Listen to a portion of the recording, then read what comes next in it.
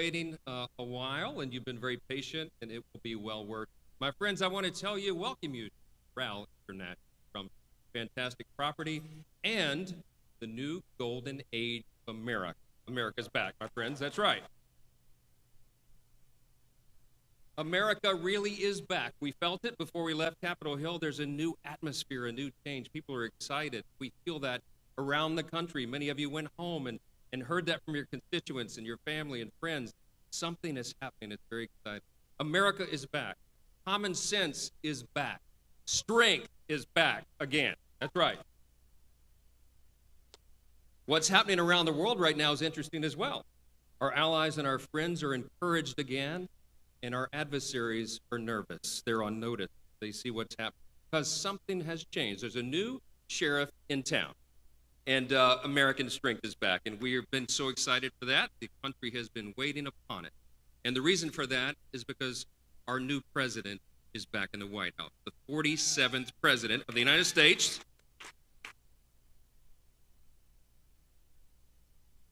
He doesn't need a long introduction, and I won't give you one, but I would just say this. The first week in office was the most momentous of any that anyone can remember, probably of any administration, and he's already accomplished more for the American people than his predecessor did in all 4 years.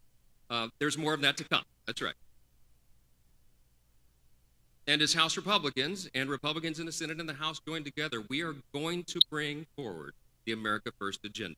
We will be a part of this new renaissance in America, the new golden age, and it begins right now. My friends, my colleagues, ladies and gentlemen, I am so excited to introduce to you tonight 45th and the 47th President of the United States, Donald J. Trump.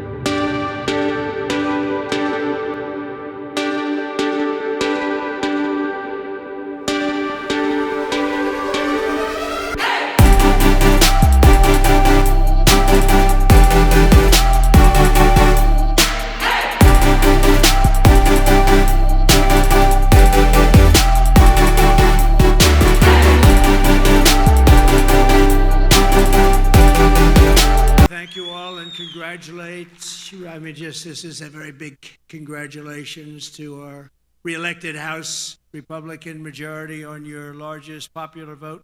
Did you know that since 1928? That's a long time, Mike, right? That's a long time. But I especially want to thank our outstanding leadership team. Speaker Mike Johnson, we all know so well. He's doing great. Majority Leader Steve Scalise, who's gone through so much. And he looks better today than he did 10 years ago. I don't know what's going on. Thank you very much, Steve. You look great. Majority Whip Tom Emmer. Tom, thank you. Great job. And House Conference Chair Lisa McLean. Lisa, thank you very much. Appreciate it. Great job.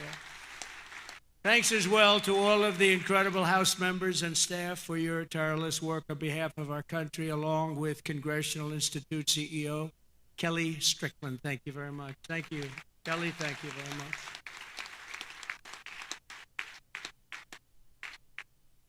So we have Kellyanne Conway. Nobody knows Kellyanne. Does anybody know? Where's Kellyanne? She's around. What? She's so good. She's a good person, too. A good person, too. And the mayor of Hialeah, I love this guy because he said, sir, we want to name a major boulevard after you. And he did it. Anybody that names a boulevard after me, I like him a lot. Esteban Bovo and Hialeah, mayor of Hialeah, thank you, wherever you may be. Esteban, where are you? Thank you. Thank you very much. Thank you. Great honor, actually. A lot of people come back from Hialeah. They say, they just named a road after you. I said, that's okay. The beginning, right? It's a start. With the help of everyone in this room, we've just won the most epic, consequential political victory in American history, according to a lot. One of the major fake newspapers, so in this case, it's not fake news, let's say. He said it's the most consequential election victory in the last 129 years. I'm trying to figure out what that means, 120. Who was there 129 years ago? But it was a great one. At the presidential level, we won the popular vote for the first time of any Republican in decades. We swept all 7 swing states, Pennsylvania, Wisconsin, Michigan, Georgia, North Carolina, Arizona, and Nevada by very, very big margins, record-setting. And for the first time ever, all 50 states, did you know this? Shifted toward the Republican Party. We've never had that before. Nobody has, actually. It's never happened before. That's pretty good. You must be doing a good job, Alan. We won the largest number of African-American voters in Republican history, including 39% of black men, a record by a lot. That's really nice. Thank you.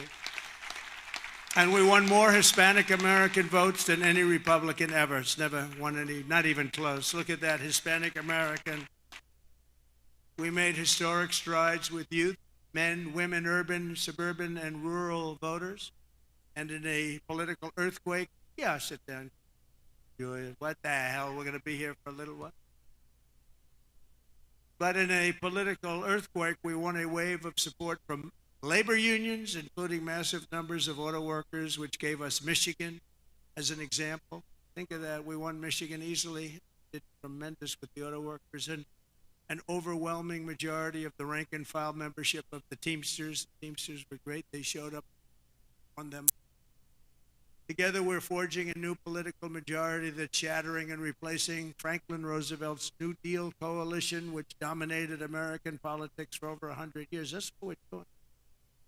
And what Mike said before, common sense is a little bit of common sense. Maybe it's a lot of common sense. Under our leadership, the Republican Party has become the proud voice of hardworking American citizens of every race, religion, color, and creed.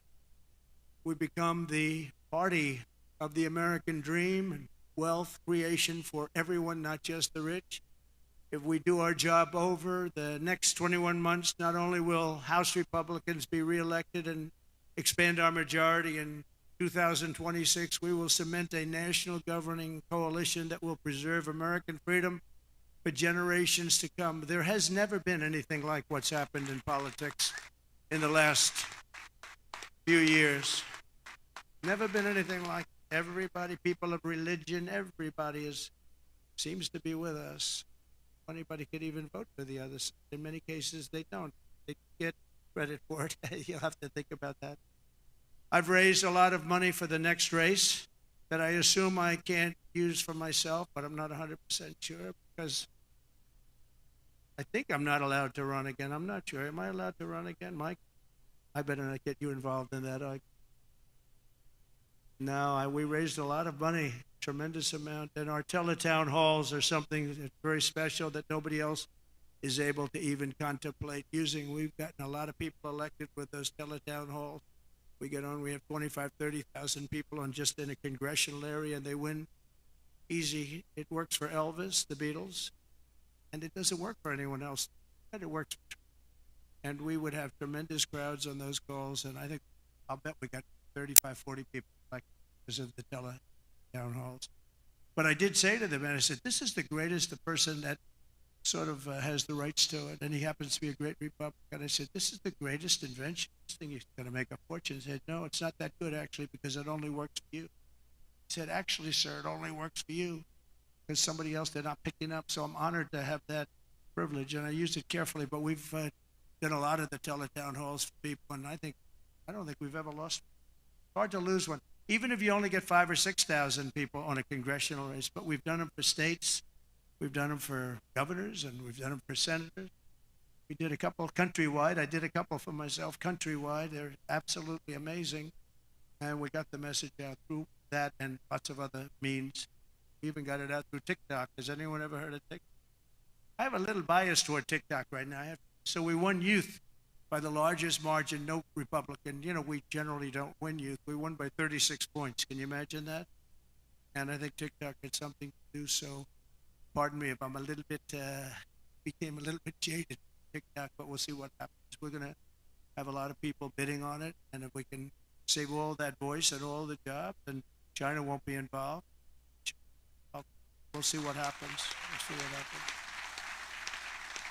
But over the past 7 days, my administration has been moving with urgency and historic speed to reverse every single disaster of the Biden administration. By the way, the guy was a disaster.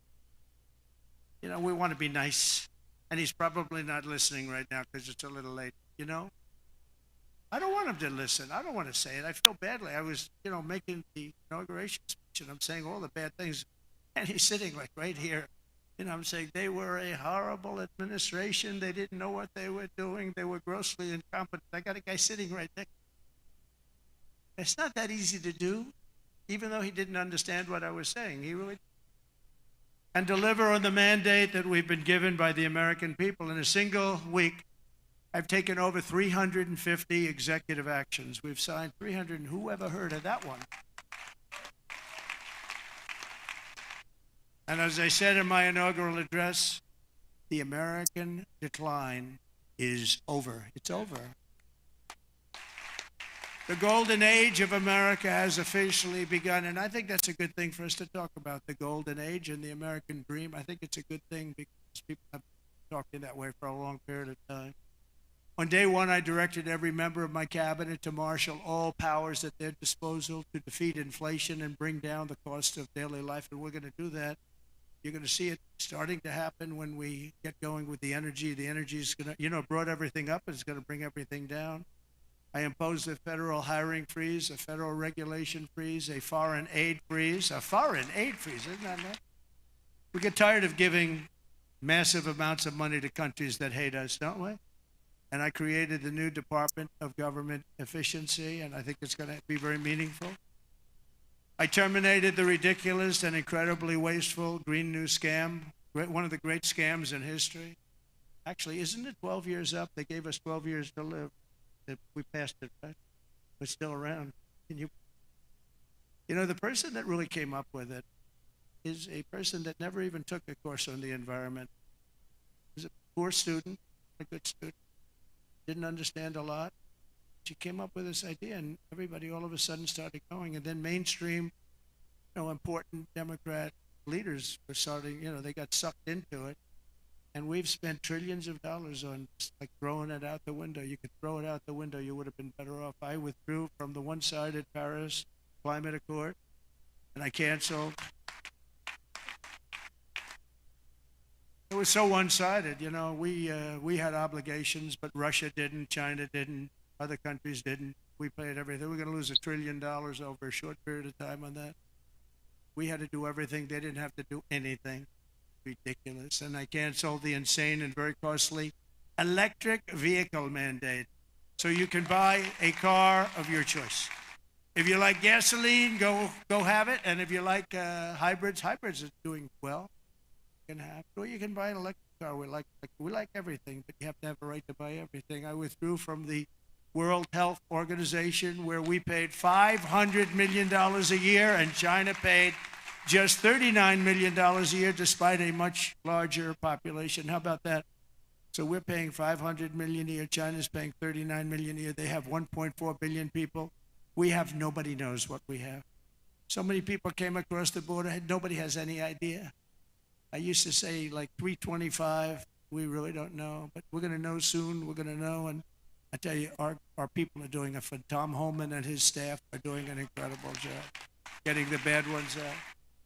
I declared a national energy emergency to unlock the liquid gold that's right under our feet because we will drill, baby, drill. We're going to drill, baby, drill. It's going to bring down prices, and your energy costs are going to go way down, and that'll happen, I think, relatively quickly. I'm going to give fast environmental approval for anybody building a plant for electric generation, and anybody that invests more than $1 billion will get super rapid approval. Not that they have to wait for 9 years, 14 years, like I approved LNG plants in Louisiana. They were waiting for so many years. It wasn't Louisiana's fault. It was some people, they just wouldn't get them done. You've got a snail here, a tiny tree here, and I got it done in a matter of a few days. It took them 14 years. I got it done in about 3 days. The people, as we called them, I'll never forget, I called them and I said, congratulations, you got your permit. What? They were so shell-shocked. They didn't know what the hell was happening. They're going to spend, and they spent about $16 billion on each plant, and they've been roaring since then. But we got them done in a matter of a few days. Over the past week, we've begun the largest deregulation campaign in history, far exceeding even the record-setting efforts in my first name. That was record-setting deregulation, and that was just as big as tax cuts as far as business and job concerned. I tell you.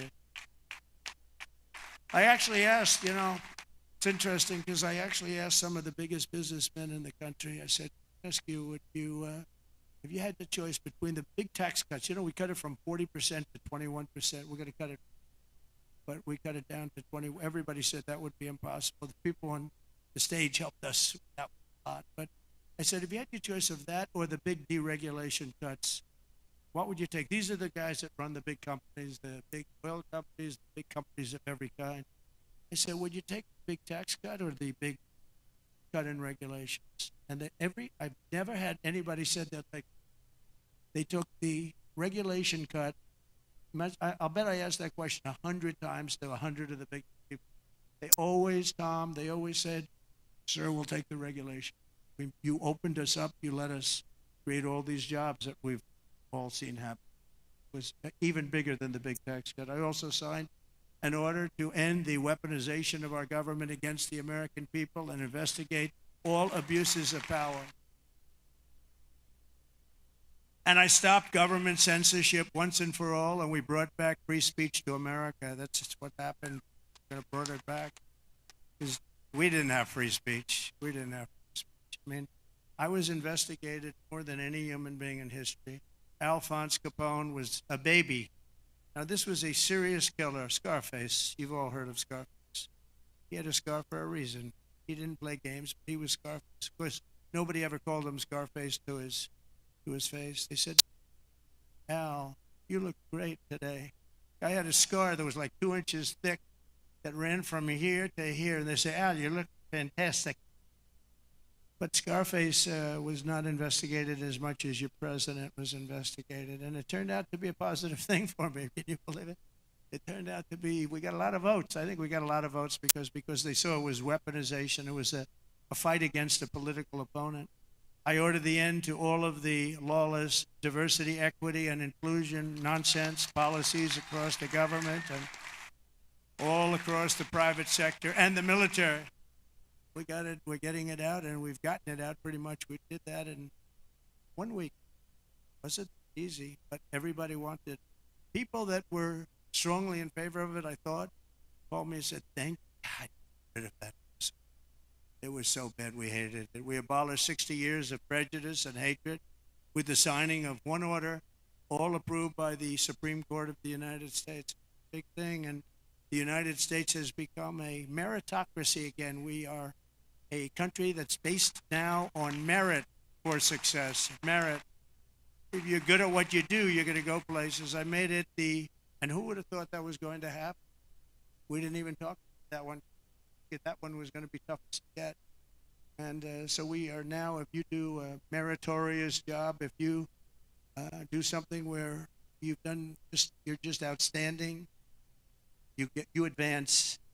And that's what it's about. It's about competition, and it's about a lot of things. And the other becomes a very dangerous plateau. We were on that plateau too long, and it's one of the reasons that you saw very bad things happening with our country. I made it the official policy of the United States government that there are only two genders, male and female. Gee, that was a tough one. Some of these people say like 7 genders. I'm trying to say, go and name them. Got some weird stuff going on. No, 2 genders. I renamed the Gulf of Mexico the Gulf of America, and we are restoring the name of a great president, William McKinley, to Mount McKinley in Alaska in honor of the incredible people of the state of Ohio. Love their government, love the man that became president. The big sheriff, they used a lot of money. Our country was rich. He was assassinated. Teddy Roosevelt spent all of that money. So they built called Panama Canal. China not let that happen. It was the biggest investment to this day ever made by the country. If you bring it up to modern money, that we've never spent anything so much. We've never had so many people die. 38,000 people died building the Panama Canal 110 years ago.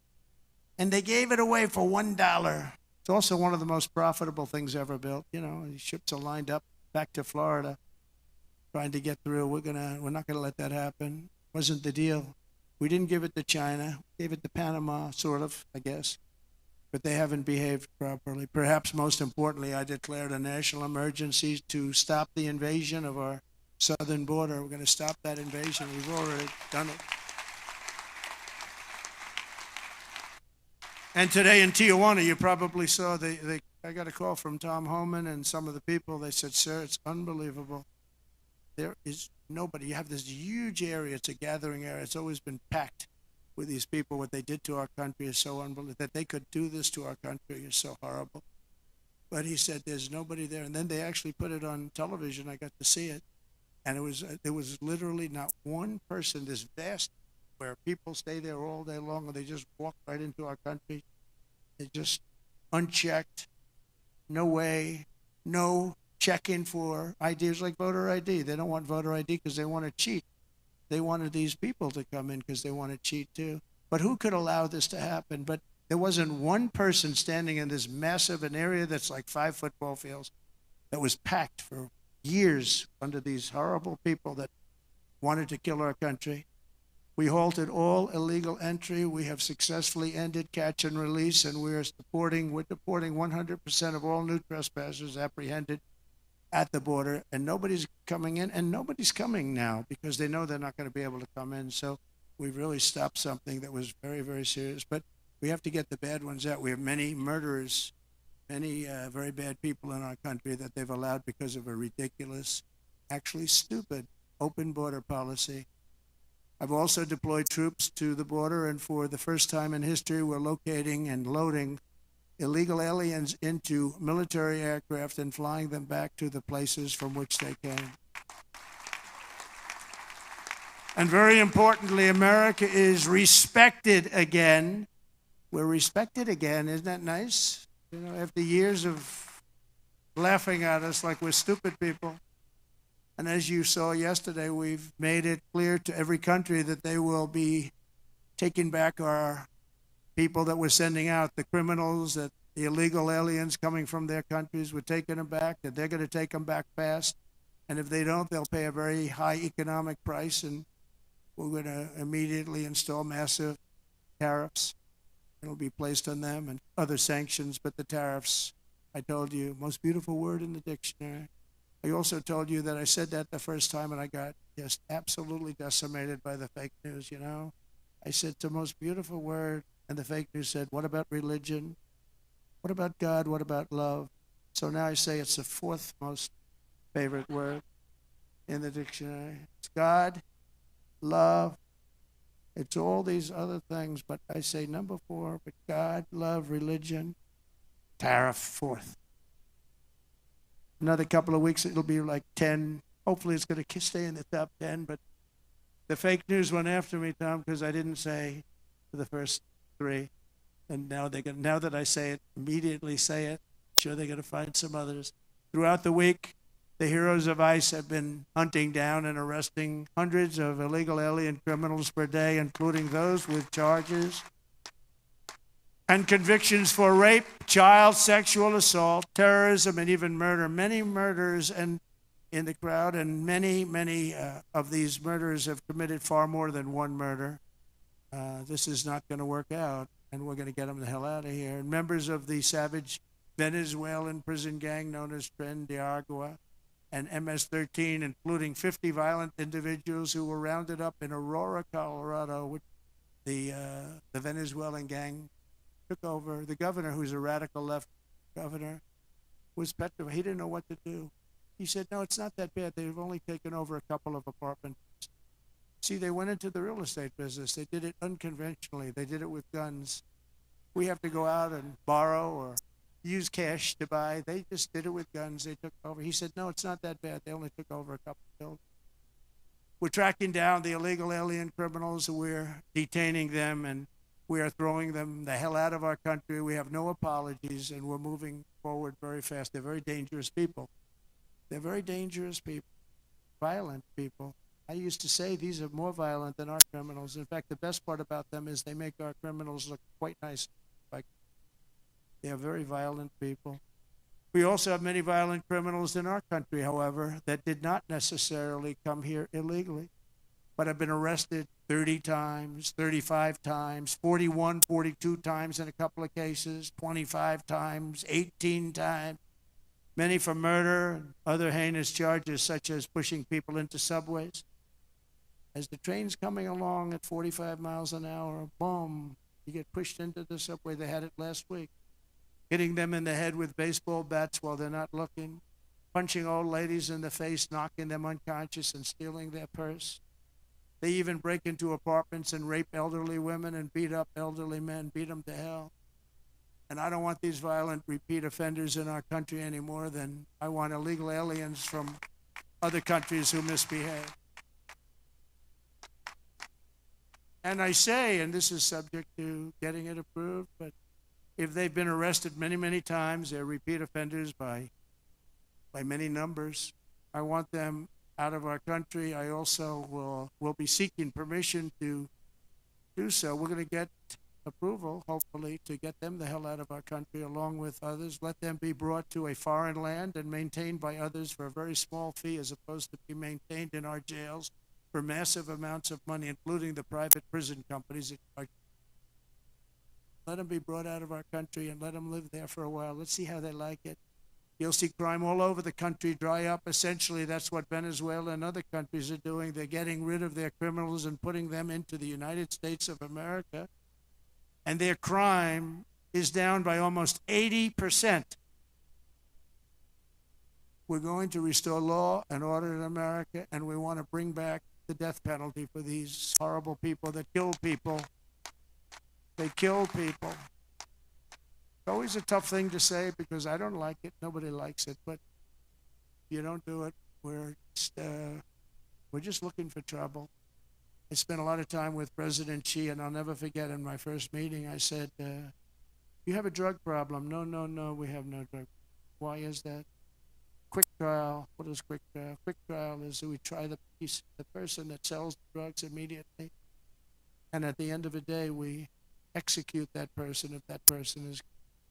We have no drug problem whatsoever, and that's the most severe case. But wherever you have no drug problem, you have the death penalty. So, and drugs causes a lot of the crime. A lot of the crime in our country is caused by drugs. It's a terrible situation. Comes through the southern border. Most of it is fentanyl coming in from China. And, it's very interesting. China, when I was with President Xi, I had a deal worked out with him, that they were going to give their maximum punishment, which is the death penalty, to anybody making fentanyl and sending it into the United States. Then we had a very unusual result in an election. We had a rigged election. We had a very unusual result, and that went nowhere. It was all set to be, he would have absolutely done it. He was ready. We shook hands on it, and then Biden, of course, didn't follow it up. He didn't follow anything up. But if that would have happened, you would have had a lot less fentanyl deaths, I can tell you. You would have had very little fentanyl coming into the southern border. Last week, I also signed an order that will designate the cartels as foreign terrorist organizations. That's a very big designation. And as we are fighting hard to get birthright citizenship or automatic citizenship for the children of illegal aliens, that's another way. It's automatic citizenship for children of illegal aliens. That's the other term that they use, which is actually more accurate, more understandable. And it's ridiculous. We're the only country that has it, and certainly the only country that has it to that extent. And it wasn't meant, if you look, it was really meant for children of slaves. This is when it happened. The children of slaves, it was not meant for everyone to come into our country by airplane or charging across the borders from all over the world and think they're going to become citizens. It's not meant for that. It wasn't meant for that. And hopefully at some point the courts will understand that without having to go through a whole big deal. This was meant for the children of slaves. And look at the timing of it, and you'll see. And I hope judges will understand that. And it has to stop, because it's really hurting our country very badly. In the coming weeks, I'm looking forward to working with Congress on a reconciliation bill that financially takes care of our plans to totally and permanently restore the sovereign borders of the United States once and for all. This should include full funding for a record increase in border security personnel and retention bonuses for ICE and Border Patrol. These people are incredible people. I got to know them so well. I was on the phone with them all the time when I was president. When she was the border czar, she never called them. Remember, we went like 4 years and they started asking her, did you ever speak to them? No. We asked the Border Patrol, did you ever speak to the head of the Border Patrol? Did you ever speak to the vice president who was your border czar? No, I never got to speak to her. This was a terrible thing that was going on. This was a con job. We also need a massive increase in the number of detention beds and funding for all border security infrastructure and barriers, including the completion of the border wall. We did 500 miles of wall, and that's one of the reasons we had the lowest number. You remember the famous chart that I looked to my right, bring down the chart, and I looked to my right, something went right by he. But that chart, I don't know if they have it now. Frankly, I didn't tell them to bring it, but they're very competent people. They might. If you have the chart, put it up. If you don't, that's okay too. But that chart showed that we had the lowest number of illegals coming into our country in history. And I love the chart. Even if it didn't show that, I would have loved that chart, because that chart, I wouldn't be here right now without that particular chart. But it was pretty amazing. It was really amazing.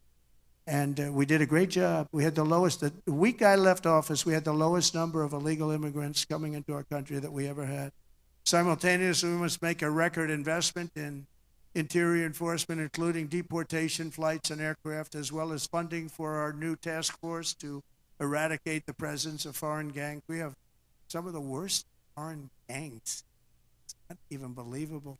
And criminal networks that have brought devastating crime to American soil. We're getting them all out. I won on that, Some people explain it very well. They say, gee whiz, they look at the people. As you know, in Colombia, they agreed with us. Marco Rubio and I worked, and we really did. And Mike Waltz, we have a great group of people. But we were being scolded because we had them in shackles in an airplane. And he said, this is no way to treat people. Now, you got to understand, these are murderers, drug lords, gang members, just the toughest people you've ever met or seen. How would you like to be the pilot of a plane? You got two pilots up there, and you got 300 people sitting in a plane. Every one of them either a murderer, a drug lord, a kingpin of some kind, the head of the mob, or a gang member. And you're flying that plane. It's not going to end well. You ever see the movie Con Air? That's what, except here's the difference. The people in Con Air were actors. They weren't nearly as tough as these guys. I would say that that plane would be gone before it ever left. Those pilots would be gone before it ever left. They don't want us to shackle them. I don't want to be in that plane. I want to thank every Republican House member for voting to pass the Lake and Riley Act, first enforcement only bill that's been passed in 3 decades. Met parents of Lake, and they were incredible people. They were just so. I can't say somebody's life is over. Essentially, life is. It can never be the same. She was beautiful. She was a great person. To have a bill of such importance named after is a great tribute. But what these parents and you know, you have so many of them where they've lost a loved one to crime, but to this new form of crime, criminal, illegal aliens. It's massive. Numbers are massive. To add that to the crime we already had. This shows the potential for additional enforcement bills that will help us crack down on criminal aliens and totally restore the rule of law in our country. I'm also eager to get to work with Congress on the largest package of tax cuts and reforms in American history. We've got to get that done. And we don't want to get hung up on the budget process. We just want, whether it's 1 bill, 2 bills, I don't care. Let these guys, they're going to work it out. They're going to work it out one way or the other. But the bottom line, the end result, all of, and we want to keep people's taxes low and actually make them lower. And that's not just rich people, that's everybody. It's frankly, proportionately the lower scale, much more so than a higher scale. Not only must we permanently extend the Trump tax cuts, you know, if we don't, you're going to have about a 60% tax. But I also intend to keep my promises, starting with no tax on tips, no tax on Social Security, and no tax on overtime. We're working very hard to get them done, and we are. I went to Nevada just days. I started off in North Carolina because I didn't want to forget the people of North Carolina were treated so badly by FEMA. And they came to me, they said, "Sir, you're going to California tomorrow." I said, "What about?" "Well, we'll do that about stopping in North." We stopped there, we met great people. Franklin Graham has done a fantastic, but others also. And I met people that were devastated. The Democrat Party with FEMA, their FEMA did absolutely nothing. And we have that worked out. Your congressmen are helping very much. Your 3 Congress people are working very hard on, along with Michael Watt.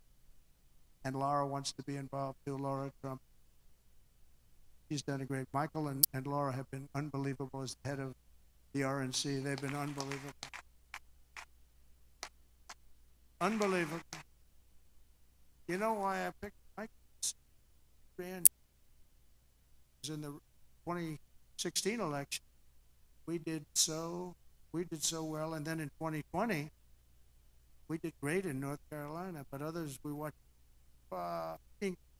What the hell's going on? But with North Carolina, when he had 600 lawyers, 601 lawyers, they didn't play games in North Carolina. He said, "That's the guy I want to run it." And Michael Watley has done an unbelievable job, and he worked with Laura so well. She comes from that state, Carolina. They've done such an incredible job. So thank you very much. I want to just thank you in front of leadership. Incredible. And I really don't want to give him another job. That's the most important. He said, "Sir, I'll go anywhere." I don't want you to go anywhere. I want you to stay where you are. We'll give you plenty of money to get the job done, right? But we don't want to lose it. He's really he could do anything. Person, there's nothing. We have to win in 2 years. There's nobody better. So thank you very much. Stand. We're just an incredible. Really amazing. I wanted to save that for leadership, because I say it all the time. People don't know what the hell I'm talking about, but leadership. It's really the two of the team. Our administration will also be working to implement the Make It in America plan that I outlined, very successful campaign. You know, I think my campaign, I really focused on the border more than anything. A lot of people said the biggest thing was inflation, economy, and then maybe I always felt, because I felt that people could really understand that you can't have people pouring in from prisons all over the world, from mental institutions all over the country. So I talked about that much more so than I did inflation. And inflation was terrible. It was the worst. I think it was the worst in the history of our country. But you can only talk about it. The price of Apple doubled, the price of bacon quadrupled, the price, everything is a disaster. And you say it, and then what do you do? With this, I could give examples of what they're doing to destroy our country, and I felt it was the strongest. You know, it's funny, in 2016, I won on the border. In 2020, we did so well, I couldn't talk about it. People would say, sir, don't bring up the border. Nobody wants to hear it. I said, no, I did a great job. It was a horrible border in 2016, but that border was beautiful compared to what we have. So I didn't talk. I mean, look, I got millions of more votes in 2020. Nobody ever got the most votes of any Republican in history. But this time I said, let's make it too big to rig. We're going to make it too big to rig, and that's what happened, and they couldn't. They tried, these cheating guys, these cheating people, but they tried, but they gave up. I brought taxes down from 40% to 21%, which everybody said was impossible, and I did it with these people up here and a lot of the people there. Great congressmen. I want to name every one of them, but I'd be naming them all night. I'm looking at them. Look at all these great, so great Russell and you, and every single Virginia. Look at Virginia. She's a killer. Nobody would know she's a killer. But I got all these congressmen. I want to name every one of them, but I got like 100 and something things. People would say, let's get the hell out of here. This is getting very boring, right? But I will tell you, as a group and individually, they're incredible people. Every one of them I like, although every once in a while, if somebody votes against me, I don't like them for a little while. But we like every one of them. And this guy has the ability to get along with everybody, which he has to when you have a majority of really 5. You know, say 1, but it will be. But right now it's 1. I want to make him sound a little.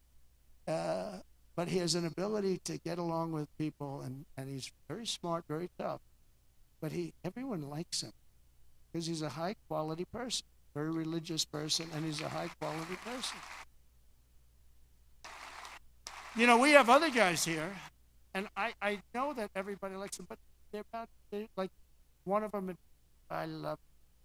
I won't name him.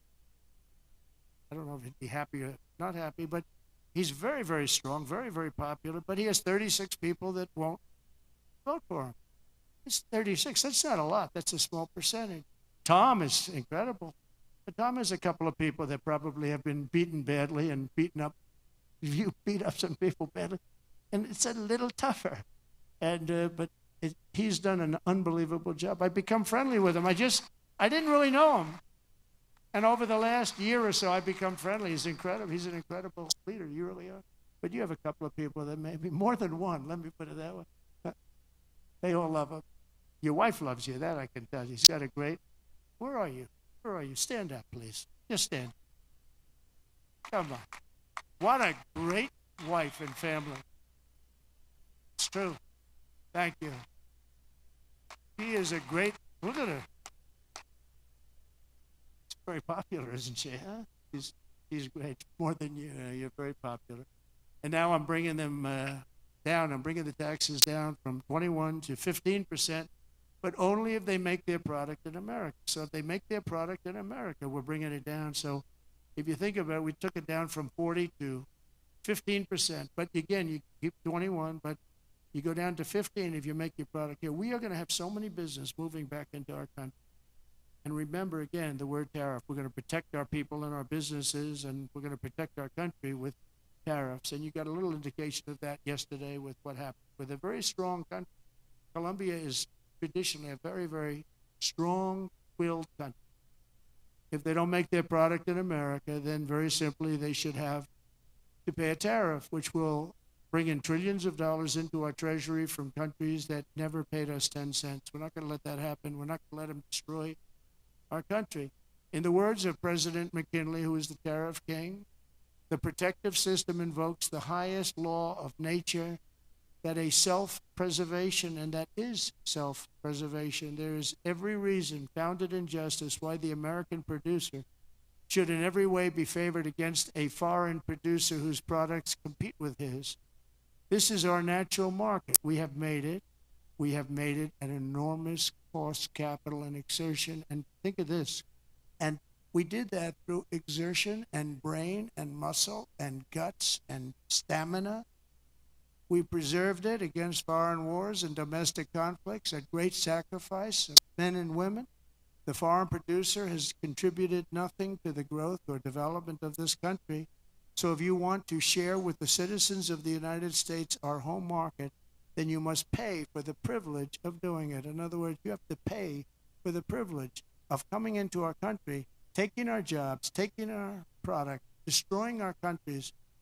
We mentioned North Carolina, the furniture business, what they've done to these great artisans. I used to go down to North Carolina all the time to buy furniture for hotels that I was building, and they had the most incredible artisans. The whole thing was wiped out by China mostly, but others, and just wiped out. But it's going to come back. It's going to come roaring back. It's all going to come roaring back. Going to put tariffs on outside countries and outside people that really mean us harm. They want to, well, they mean us harm, but they basically want to make their country good. Look at what others do.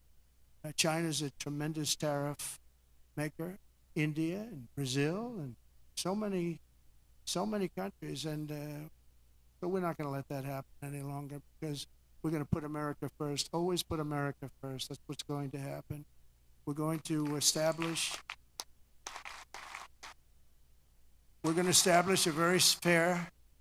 very fair system where money's going to come into our coffers, and America is going to be very rich again, and it's going to happen very quick. It's time for the United States to return to the system that made us richer and more powerful than ever before. You know, the United States in 1870 to 1913, all tariffs, and that was the richest period in the history of the United States, relatively speaking. In other words, relatively.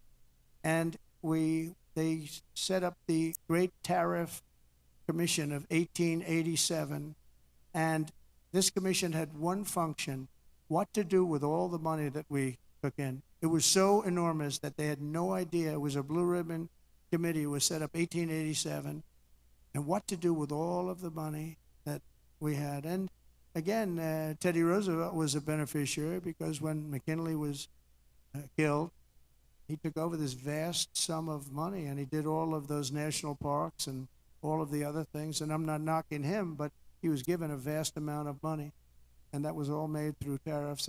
We had no income tax. The income tax came in 1913. As I said in my speech last week, instead of taxing our citizens to enrich foreign nations, we should be tariffing and taxing foreign nations to enrich our citizens. Does that make sense, right? Under the American First economic model, as tariffs on other countries go up, taxes on American workers and businesses will come down, and massive numbers of jobs and factories will come home. The job creation will be enormous. In particular, if you look at the automobile sector, I mean, we're just being wiped out. You just take a look at what's happened to that over the years. And the auto workers voted for me. I have an obligation to do what's right, and I'm going to do that. You know, in Mexico, they were going to build the largest auto plant anywhere in the world, and it was during the campaign, my most recent campaign. And a very great gentleman, all he does is he builds auto plants. He was building this factory. And I said, how's it going? I said, I want to go around and take a look at one of your factories that you're building, one of the big ones, one of the good ones. I said, okay, are you ready? When are you going to do this? Is 9 months ago. He said, you'll have to go to Mexico. I said, what about the United States? He said, we're putting up a couple, but they're small. He's the biggest guy at doing that. He said, in Mexico, they're building massive automobile factories. I said, you mean they're doing it? And who's the owner of the factories? He said, mostly China. One in particular is massive and built fairly close to the border. So they were going to build cars and send them into the United States for no tax or very little tax, and destroy Detroit, just destroy the rest of what's left of it, because Mexico's taken 32% of our business over 30 years. And the other one is Canada. Canada's taken massive amounts of, they send us millions of cars. We don't need them for that. We We want to have the cars made in Detroit or South Carolina or many other locations, whether it's union or not union. But I said to him, I said, so when is this plant going to open? He said, well, we're going to start it in a couple of months, and it'll be open in about a year and a half. It's the largest plant in the world. I said, I'm not happy with that. And I said in my next speech that I am going to charge them, if it takes 100% or 200%, no car is coming in from Mexico into the United States without a massive tariff. And I said it 3 or 4 times. And what happened is about 2 months later, I see that same gentleman who was in the audience, and I said, I want to see him backstage after I'm finished with the speech. And I met him backstage. I said, John, let me ask you, what happened with that plant? Where is it now? He said, sir, China's canceled it. Why? Because they think you're going to be elected, and they thought you were going to charge big tariffs on the cars coming in, and it doesn't work if you're going to charge. So they canceled the plant, and Detroit now will breathe, and we're going to do just the opposite. We're going to have these companies come in, and they can build that plant if they want, but they have to build it across the line. They have to build it in the United States. Amazing. Amazing. We did so many things, and we weren't even elected yet. That would have been a disaster. If that plant were built, it would have been a disaster. That would have wiped out. That was bigger than most of the factories put together, the auto plants put together. In particular, in the very near future, we're going to be placing tariffs on foreign production of computer chips, semiconductors, and pharmaceuticals to return production of these essential goods to the United States of America. They left us and they went to Taiwan, which is about 98% of the chip business, by the way. And we want them to come back. And we don't want to give them billions of dollars like this ridiculous program that Biden has. Give everybody billions of dollars. They already have billions of dollars. They've got nothing but money, Joe. They didn't need money. They needed an incentive. And the incentive is going to be they're not going to want to pay a 25, 50, or even 100% tax. They're going to build their factory with their own money. We don't have to give them money. They're going to come in because it's good for them to come in. They're giving them money. They don't even know what they're going to do with it. I had people tell me, we have no idea. We didn't need money. They don't know if they're probably going to use the money to build in other places, other countries. It's a ridiculous plan, very expensive and ridiculous. The only way you'll get out of this is to build your plant. If you want to stop paying the taxes or the tariffs, you have to build your plant right here in America. That's what's going to happen at record levels. We're going to have more plants built in the next short period of time than anybody ever envisioned before, because the incentive is going to be there because they have no tariff whatsoever. In fact, they have help from us if they build their plant in America. And we're going to look at pharmaceuticals, drugs. We're going to look at chips, semiconductors, and we're going to look at steel and some other industries. And you're going to see things happening. If I didn't put on the massive steel tariffs, you wouldn't have one steel plant right now in the United States. If I didn't put on the tariffs on washing machines, dryers, and the like, you wouldn't in Ohio. You would have lost all of those companies that made washing machines and dryers. Jim Jordan is the one that got me started. Was Jim here by any chance? Is Jim here? Where is Jim? Where's Jim? Oh, look at him. Wow. That's not a great seat for a man of such power. You know that Jim has he's a great wrestler. He was All-American wrestler 3 times, 128 and 1. That's not a bad record, and that's the way he fights too. But he has a better record. Undefeated as a wrestler in high school. And I say, how can you do that? Because a freshman can't beat a senior. But he figured out how to beat seniors. So I stand up again, Jim. Let's give you a hand as a wrestler. As a wrestler, big hand. As a politician, very good. But Jim, is it true that we went up there. Remember, we had 25,000 people standing in the streets in this little beautiful town with Whirlpool, right? And they were going to close up their factories because South Korea was dumping washing machines and other things like that. And they were dumping. And we put a 50% tariff, then 75, even 100%. And now they're thriving, right? Without Trump, they would have been closed up. But Jim was the one that got me involved. Are you guys all happy with Jim? Do you like him? Because I like him. I like him, right? We like Jim. What's not to like? He gets on television. He's like a wrestler. He's got this boom, boom, boom, boom. Very impressive, Jim. Anyway, it's good to see you. I like that guy a lot. I like a lot of the people in the audience a lot. I like the people in this room. We have the same basic philosophy. We have the same thoughts. What's not to like? But I'll also be placing tariffs on steel, aluminum, and copper, and things that we need for our military. We have to bring production back to our country. You know, there was a time when we made one ship a day, and now we can't build a ship. We don't know what the hell we're doing. It's all gone to other locations and other lands. And to further return production to the United States, we're going to environmentally free up our rare earth minerals. We have some unbelievable sites. We have some of the best rare earth anywhere in the world, but we're not allowed to use it because the environmentalists got there first. They said, you cannot touch that land. I look at the land, it looks like every other piece of land. What is it? Well, this is very protected. They have no idea what they're doing to our country. They use the environment to stop progress, so we're not going to let that happen. We have Lee Zeldin. I don't know if Lee's here today, but Lee Zeldin is going to be fantastic. He's going to head up the whole environmental. And I said, Lee, if we have we put in for a power plant, and if we don't get the approval, like that you can start within 12 days, one day would be even better, but 12 days, 14 days, see what you can do. And Lee's great. Lee knows what's good and he knows what's bad, and he'll be very fair. But we have to get it moving because some of these jobs, like the ones in Louisiana, they were 14, 15 years, they couldn't get their approvals. We can't let that happen. When people come here with massive amounts of money, they want to start, they want to go. And we know what's good and we know what's bad too. And Lee Zeldin's going to do a great job environmentally. As we fix our tax system, we can also cut colossal amounts of government waste, fraud, and abuse, of which there's a lot.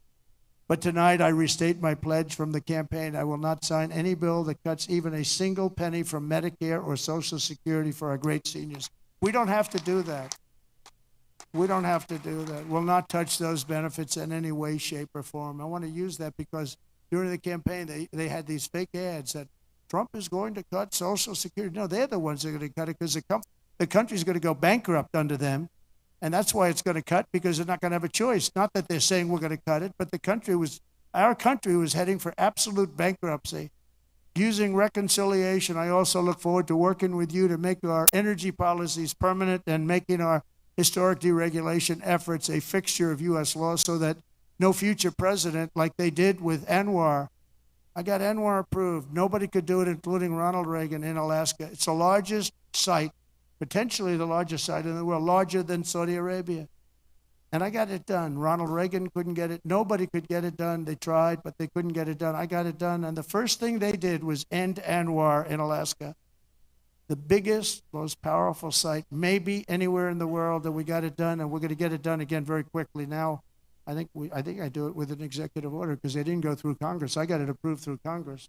So I think we get it done fast. But it's going to be, that can supply all of Asia with its location. All of Asia can be supplied by Anwar. So there's so many things, but we don't want to have any future president ever sabotage our economy with out-of-control regulations as the last two Democrat presidents have done. They went crazy. Last week, I signed an order revoking Joe Biden's destructive artificial intelligence regulations so that AI companies can once again focus on being the best, not just being the most woke. And today and over the last couple of days, I've been reading about China and some of the companies in China, one in particular, coming up with a faster method of AI and much less expensive method. And that's good because you don't have to spend this much money. I view that as a positive, as an asset. So I really think if it's fact and if it's true, and nobody really knows if it is, but I view that as a positive because you'll be doing that too. So you won't be spending as much and you'll get the same result, hopefully. The release of DeepSeek AI from a Chinese company should be a wake-up call for our industries that we need to be laser focused on competing to win because we have the greatest scientists in the world. Even Chinese leadership told me that. They said, you have the most brilliant scientists in the world in Seattle and various places. But Silicon Valley, they said, there's nobody like those people. This is very unusual when you hear a DeepSeek, when you hear somebody come up with something. We always have the ideas. We're always first. So I would say that's a positive. That could be very much a positive development. So instead of spending billions and billions, you'll spend less and you'll come up with, hopefully, the same solution. Under the Trump administration, we're going to unleash our tech companies and we're going to dominate the future like never before. And finally, we need to work together on a defense bill that once again fully rebuilds our military for our great warriors. We have to have a strong defense.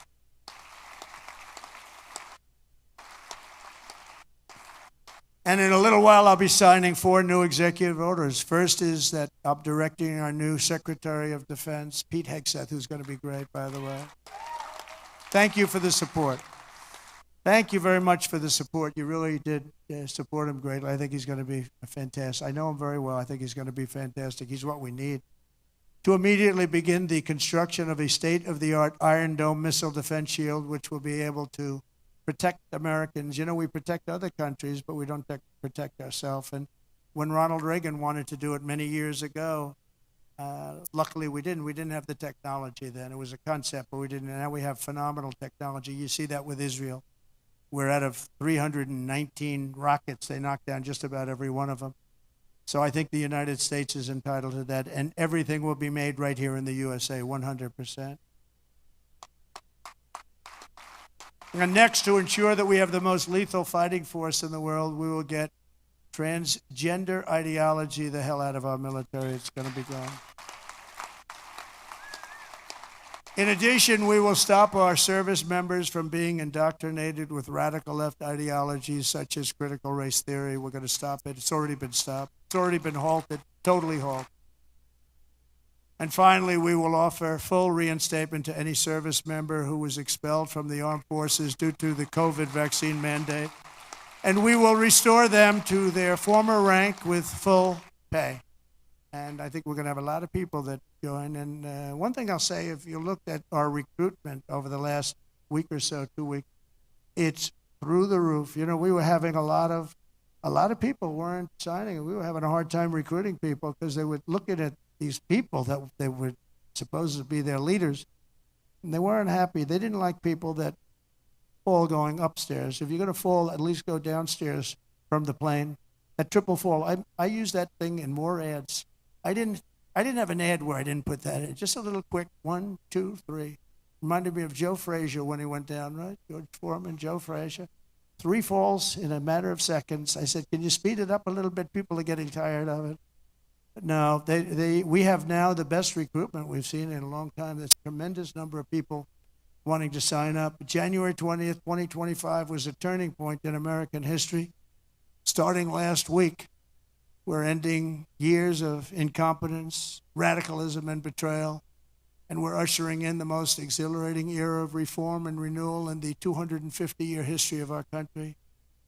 And just in conclusion, I just want to say that this has been a very exciting and will be a very exciting new chapter. There's nothing we cannot achieve as long as the Republican Party remains united. I hope you can remain united.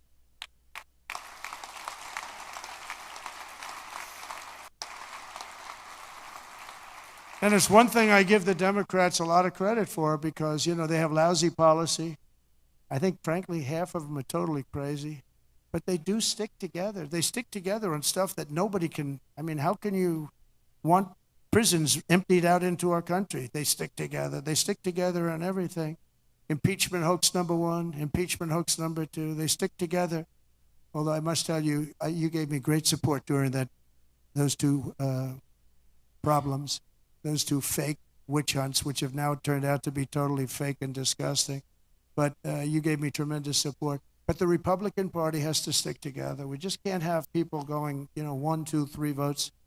And we don't have that luxury. It would be different if we had a 20-point, 30-point, 30-person majority, but we don't. We have to help leadership.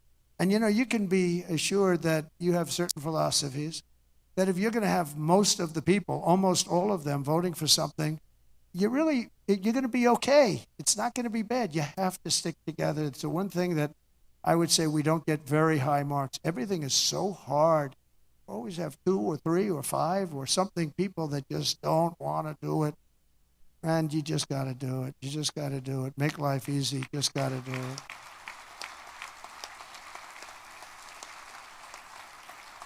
So right now we have a very special period because we have the House, we have the Senate, and we have the White House. And we're a team, and we're a really good team. And I appreciate so many times, and like even with Mike, I called 3 or 4 people, and they said, okay, sir, I'll do it. I'm going to vote. I'm going to vote positively. And they're very happy they did now. But when I called, we've gotten such a great response. We just had that happen with Pete Hegseth, and we have it happening with others. But we really appreciate it with the House. The House has been, it's a very difficult situation when you have that small a majority. But in a certain way, it brings you together. It actually can unify more than anybody would ever know. And a victory is sweeter, as they say, because of it. And I think we're going to have a lot of victories, but we have to stick together. We have to work together. We have to fight together. And we're going to win together. We're going to win like never before. We have a chance to win like never before. As long as we stay united, the 119th Congress will be remembered as the most successful and accomplished Republican majority in American history. I believe that. I think we have a chance of doing it. All right? And in January 2027, we will have a larger Republican House, a larger Republican Senate, and our country will be richer, safer, stronger, prouder, greater, freer, and ever before. I really think that we're going to have some big victories coming up, and I'm going to be helping every single one of you. I'm raising a lot of money, and I want to use it for the House, and I want to use it for the Senate. Raised a lot of money. And, I told my people, we raised $1.7 billion. They raised $2.6 billion. They have the unions with, checkoffs, which is always tough, $10 a month times millions and millions of people. And then we won, and we won by a lot. And they wanted to go out, and they still haven't raised it. They're trying to raise $28 million. They cannot raise 10 cents. It's good to win, I will tell you. It's really good to win, but they can't raise money. But I told my people the morning after. Now, normally, because we have so many donors here and so many people that I love and respect, a lot of great friends of mine, but I told my people, Meredith and Susie, by the way, how good is Susie, the Ice Maiden? Where is the Ice Maiden? She is so great. She is so good. Stand up, Susie. The Ice Maiden, ladies and gentlemen.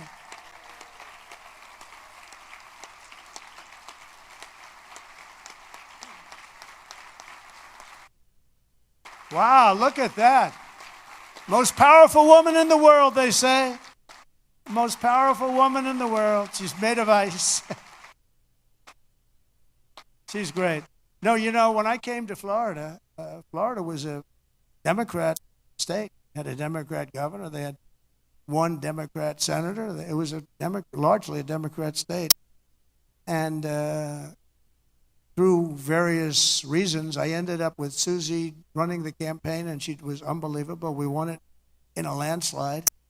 And then the second time, we won it in an even bigger landslide. And when it came time to choosing somebody to run the campaign, the whole campaign, I said, what about Susie from Florida? She never lost. I won every primary. I won every. I didn't lose anything. And it was a Democrat state, and it was a landslide both times. And all of the Republican stuff was almost like it didn't even exist. It was amazing. I said, what about Susie? Well, sir, a woman has never been in this position before. I said, really? Oh, by the way, we have Kellyanne Conway. She didn't do too badly either, right? She did a great job, 2016. And when it came time to chief of staff, do you know that there has never been a woman chief of staff? But there is now. There is now, right? I didn't know that. I'm so surprised. I'm very surprised. But it came time to running the campaign, and I said, well, I've never had a loss with Susie. She comes from great stock, Pat Summerall is her father. Pat Summerall was a football player, great football player, but a really great announcer, really the voice of the NFL for 27 years or something. He was great, and a leader. He worked with John Madden, and he was able to get John Madden to do things that nobody else could do. They'd say, Pat, John is really difficult. Now, John was a difficult guy, but he got big ratings, and he was good. And Pat would go up, come on, John, let's get this done. Come on. I know you don't like the heads of the company. They're paying you a lot of money. Come on, John, let's get it done. And he'd go and do it. And this went on for, 27 years, right? But he was a leader, her father. And, this is somebody that has the gene. I'll tell you, she's great. And she's done a fantastic job. So she was so good with the campaign. I said, let's let her do the campaign. And it was flawless. And again, I said before, we had her win a lot of votes because it's crooked as hell. And I hope you can go to voter ID and same-day voting and paper ballots and all of those things, because ultimately we'll never lose a race if you do that. I'm telling you, you'll never lose a race. And I hope you can get that. And that's said to the governors mostly, but you people have a lot of power over it. But Susie ran the race, and we did phenomenally, and then we just made her the chief of staff, and she's doing great. They say it was the greatest week, opening week, in presidential history, and I think, couldn't be a hell of a lot better. Even CNN is saying, this guy is amazing. I couldn't believe it. I said, did CNN really say that? Because nobody watches, so nobody was able to confirm it. But it was pretty amazing. Oh, the camera just went off. It's always tough. Usually you get them by surprise. But I just want to thank everybody. We're going to make this tremendously successful. I believe we're going to have one of the greatest 4 years in the history of our country. We're going to turn it around quickly, and then we're going to go on and we're going to progress like nobody ever thought possible. And I want to thank these great 4 people because they really are leaders and they're phenomenal people. And I want to thank all of my friends in the audience, many of whom are congressmen and congresswomen and people that have just tremendous talent. Every single one of you, I know every one of you, and you have tremendous talent. And if we stick and if we fight together, there's nobody can stop us. We're going to have, because they have bad policy. Their policy is so bad. Nobody could win with this policy. Nobody. And we have the best policy. And again, as they say, and we say, and I've been saying for a long time, we're the party of common sense. And we're the party that's going to have the best 4 years ever. Thank you very much. Appreciate it. Thank you very much.